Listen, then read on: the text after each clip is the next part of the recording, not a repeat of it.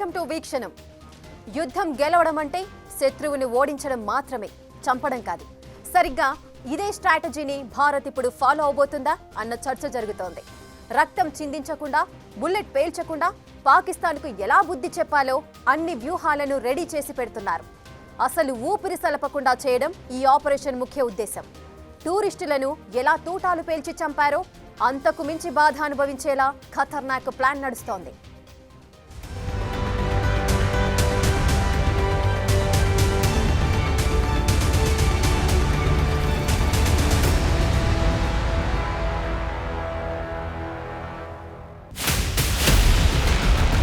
లెక్కకు లెక్క, దెబ్బకు దెబ్బ, ముందుంది అస్సలు పంజా. ప్రతీకారమే ఎజెండా, ప్రపంచమంతా చూసేలా. ఎవరు ఊహించని రిప్లైకి రెడీ. जिन्होंने ये हमला किया है उन आतंकियों को और इस हमले की साजिश रचने वालों को उनकी कल्पना से भी बड़ी सजा मिलेगी. యుద్ధాల విషయంలో భారత్కు ఓ నియమం ఉంది. అదేంటంటే తనంతట తానుగా ఏ దేశంపై భారత్ దండెత్తదు. ఎవరైనా మొదట దాడి చేస్తే మాత్రం ప్రతీకారం అంటే ఎలా ఉంటుందో రుచి చూపిస్తుంది. ఇప్పుడు పాకిస్తాన్ గడ్డ మీద నుంచి కుట్రలు మొదలై పెహల్గాంలో దాడి వరకు మాటర్ వెళ్లింది. దీంతో భారత్ పకడ్బందీగా వ్యవహారం నడుపుతోంది. లెక్కకు లెక్క, దెబ్బకు దెబ్బ అన్నట్లుగా ప్లాన్ నడుస్తోంది. పాకిస్తాన్ను ఎలా డీల్ చేయాలి, ఉగ్రవాదుల ఏరివేత ఎలా, వీటిపైనే పూర్తిగా ఫోకస్ పెట్టింది భారత్.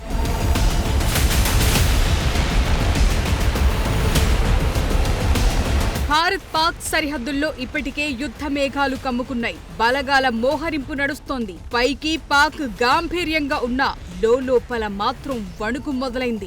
భారత్ను ఎదుర్కొని నిలబడే కెపాసిటీ అస్సలే లేదు. దాయాది నమ్ముకున్న దేశాలు వెంట వస్తాయన్న గ్యారంటీ లేదు. వీటికి తోడు అంతర్గత తిరుగుబాట్లు, ఆర్థిక రాజకీయ సంక్షోభాలు. ఎలా చూసినా పాకిస్తాన్ యుద్ధానికి రెడీగా లేదు. అందుకే చచ్చిన పామును ఎలా డీల్ చేయాలో భారత్ భారీ స్ట్రాటజీ రెడీ చేసి పెట్టింది. ఎందుకంటే చిన్న పామునైనా పెద్ద కర్రతో కొట్టాలంటారు కదా, అలాంటిదే ఇది.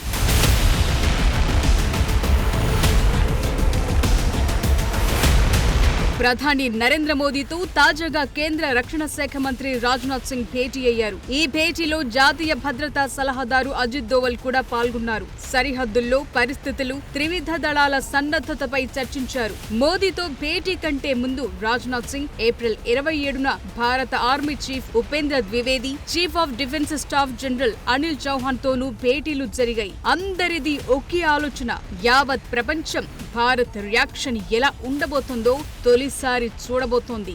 ఆ రియాక్షన్ ఏంటన్నదే ఇప్పుడు టాప్ సీక్రెట్. అందుకే ప్రధాని మోదీ ఇదే మాట చెప్పారు. భారత్ ప్రతీకారం ఎలా ఉంటుందో అంతా చూస్తారన్నారు.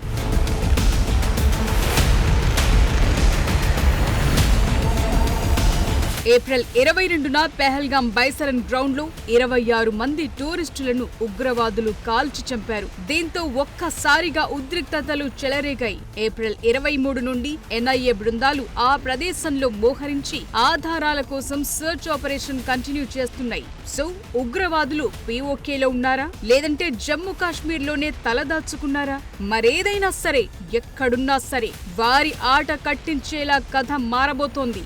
ఎక్కడ దాక్కున్నా వెతికి వెంటాడుతామని ప్రధాని మోదీ ఇప్పటికే స్ట్రాంగ్ వార్నింగ్ ఇచ్చారు. ఏప్రిల్ 23న భద్రతా వ్యవహారాల కేబినెట్ కమిటీ భేటీలోనే చాలా వరకు మ్యాటర్ లిస్ట్ అవుట్ అయింది. కేంద్ర పాలిత ప్రాంతమైన జమ్మూ కాశ్మీర్ లో సక్సెస్ఫుల్ గా ఎన్నికలు నిర్వహించి ఇప్పుడిప్పుడే ఆర్థికంగా ఎదుగుతూ అభివృద్ధిపై ప్రయాణిస్తోన్న సమయంలో దాన్ని అస్థిరపరిచే ఉద్దేశంతోనే ఈ దాడి జరిగినట్లు భారత్ భావిస్తోంది. ఇస్లామాబాద్లోని భారత హైకమిషన్ సభ్యుల సంఖ్యను తగ్గించింది.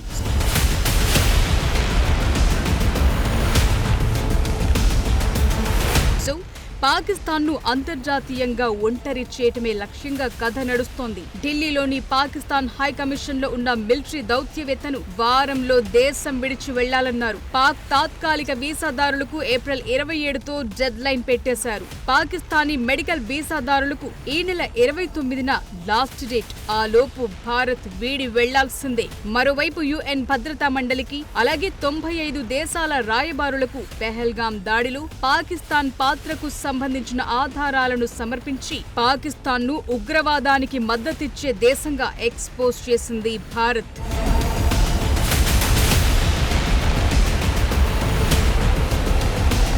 భారత్ 1960లో కుదిరిన సింధు జలాల ఒప్పందాన్ని రద్దు చేసింది. దీనివల్ల పాకిస్తాన్కు సింధు నదీ జలాల ప్రవాహం తగ్గి వ్యవసాయం మరియు ఆర్థిక వ్యవస్థపై తీవ్ర ప్రభావం పడుతోంది. అటారీ వాఘా సరిహద్దు ద్వారా వాణిజ్యాన్ని పూర్తిగా నిలిపివేయటం, పాకిస్తాన్ జనానికి వీసాల జారీ ఆపేశారు. పెహల్గాం దాడి తమది అని చెప్పుకున్న ది రెసిస్టెన్స్ ఫ్రంట్, లష్కర్-ఏ-తోయిబా వంటి పాకిస్తాన్ సపోర్టున్న ఉగ్రవాద సంస్థలపై కఠిన చర్యలు తీసుకుంటోంది. టీఆర్ఎఫ్ ఇప్పటికే 2023లో నిషేధిత సంస్థల జాబితాలో చేర్చారు. ఇప్పుడు వారి ఆనవాళ్లు లేకుండా చర్యలకు రెడీ అవుతున్నారు. 2016 సర్జికల్ స్ట్రైక్స్ అలాగే 2019లో బాలాకోట్ ఎయిర్ స్ట్రైక్ తరహాలు పాకిస్తాన్లోని ఉగ్రవాద స్థావరాలపై ఖచ్చితమైన దాడులకు సన్నాహాలు చేస్తున్నట్లు ప్రచారం జరుగుతోంది. అయితే అది ఊహకు అందని విధంగా రియాక్షన్ ఉంటుందని మాత్రం చెప్తున్నారు.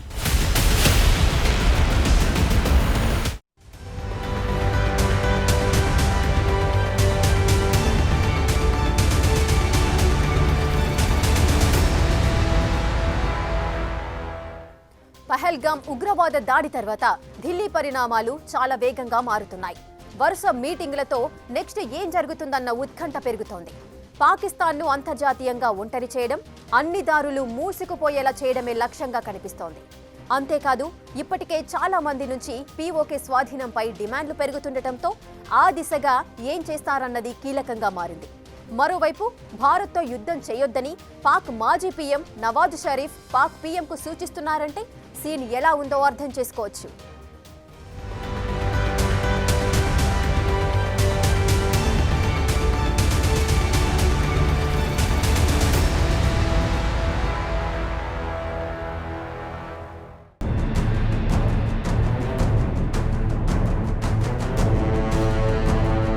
అమెరికా ట్విన్ టవర్స్ అటాక్ తర్వాత అల్-ఖైదా ఉగ్రవాది ఒసామా బిన్ లాడెన్ ప్రాంతాలు, దేశాలు మారుస్తూ చివరకు పాకిస్తాన్లోని అబోటాబాద్లో తలదాచుకున్నాడు. ఇలాంటి ఉగ్రవాదులందరికీ పాకిస్తాన్ ఆశ్రయమిస్తోందని అమెరికా సహా ప్రపంచ దేశాలకు తెలుసు. లాడెన్ను హతమార్చే ఆపరేషన్ గురించి పాక్కు చెబితే మొత్తం ప్లాన్ లీక్ అవుతుంది. అందుకే పాకిస్తాన్కు తెలియకుండా హెలికాప్టర్లు దింపి లాడెన్ కథ క్లోజ్ చేసింది అమెరికా. అంతేకాదు లాడెన్ శవం ఈ భూమి మీద ఖననం చేస్తే అదో పెద్ద కథ అవుతుందని డెడ్ బాడీకి 150 కిలోల బరువైన ఇనుప సంకెళ్లు కట్టి సముద్రంలో విసిరేసి షార్కులకు పలహారంగా పడేసింది అమెరికా.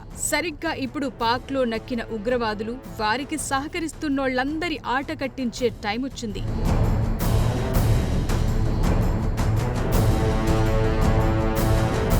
పాకిస్తాన్కు తెలియకుండా ఇస్లామాబాద్కు 30 కిలోమీటర్ల దూరంలో ఉన్న అబోటాబాద్లో అమెరికా ఆర్మీ ఆపరేషన్ చేయటం అంటే మాటలు కాదు. ఒక దేశానికి తెలియకుండా దాడులకు తెగబడటం అంటే కథ ఎలా ఉంటుందో అర్థం చేసుకోవచ్చు. కానీ పాక్ను అమెరికా లైట్ తీసుకుంది. ఆపరేషన్ సక్సెస్ చేసి నోరు మూయించింది. ఇప్పుడు భారత్ కూడా ఆ తరహా యాక్షన్ ప్లాన్ కు రెడీ అవుతుంది. మాటల్లో చెబితే పాకిస్తాన్కు అర్థం కాదు. అందుకే చేతల్లో ఆ దేశం విలవిల్లాడేలా యాక్షన్ ప్లాన్ సిద్ధం చేస్తోంది భారత్. ఇందులో మొదటి ఆప్షన్ యుద్ధం లేకుండా ఓడించేందుకు బహుముఖ వ్యూహాలను ఫాలో అవ్వాలనుకుంటోంది.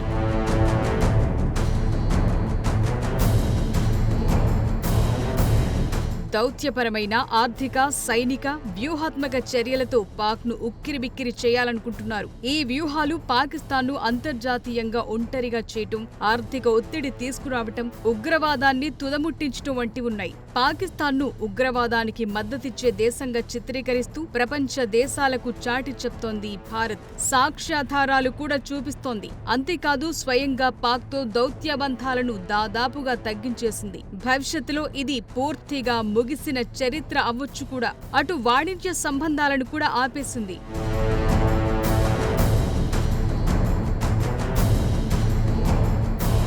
పాకిస్తాన్ చాలా వరకు సింధు నది జలాల ఆధారంగానే బతుకుతోంది. అక్కడి వ్యవసాయానికి ఆధారం సింధు నది జలాలే. అవే లేకపోతే పాక్ లో దిగుబడులు తగ్గి ఆహార సంక్షోభం తలెత్తొచ్చు. పాక్ నీటి సరఫరా తగ్గించేందుకు 3 దశల వ్యూహాన్ని భారత్ ఫాలో అవనుంది. పశ్చిమ నదులైన సింధు, జీలం, చీనాబ్లలో నీటి నిల్వ సామర్థ్యాన్ని పెంచడానికి ఆనకట్టలు, రిజర్వాయర్లు నిర్మిస్తారు. ఇందుకోసం 5 నుంచి 10 ఏళ్ల టైం పట్టొచ్చంటున్నారు. కిషన్ గంగా, రాటిల్ జల విద్యుత్ ప్రాజెక్టులను వేగవంతం చేయటం, భాక్రా నంగల్, సలాల్ వంటి ఇప్పటికే ఉన్న ఆనకట్టల సామర్థ్యాన్ని విస్తరించడం మొదటి వ్యూహం. దీని ప్రకారం పాక్ వెళ్లే నీటి ప్రవాహాన్ని 5 నుంచి 10% వరకు తగ్గించే ఛాన్స్ ఉంటుంది. ఇక 2 దశలు సింధు నీటిని పాకిస్తాన్ కు చేరకుండా భారత రాష్ట్రాలైన పంజాబ్, హర్యానా, రాజస్థాన్ వైపు మళ్లించటం. ఇందులో సట్లెజ్, బియాస్ నదుల అనుసంధానం ఉంది. సింధు నది వ్యవస్థలోని పశ్చిమ నదులపై భారత్ కు పూర్తి నియంత్రణ సాధించటం, వరద నియంత్రణ చర్యలను స్వేచ్ఛగా చేపట్టడం 3వ దశలో కీలకంగా ఉండబోతోంది. ఇదంతా జరిగితే పాక్ కేల్ ఖతమే. భారత్ దయాదాక్షిణ్యాలపై ఆధారపడాల్సి వస్తుంది.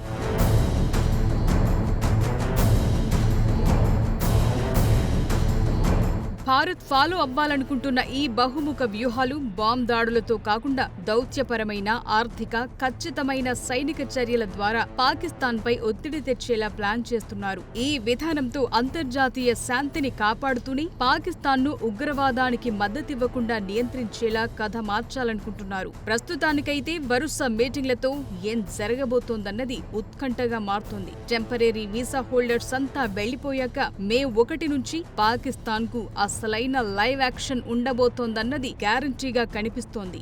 అది ప్లాన్ ఏనా లేదంటే ప్లాన్ బీనా అన్నదే ఉత్కంఠ.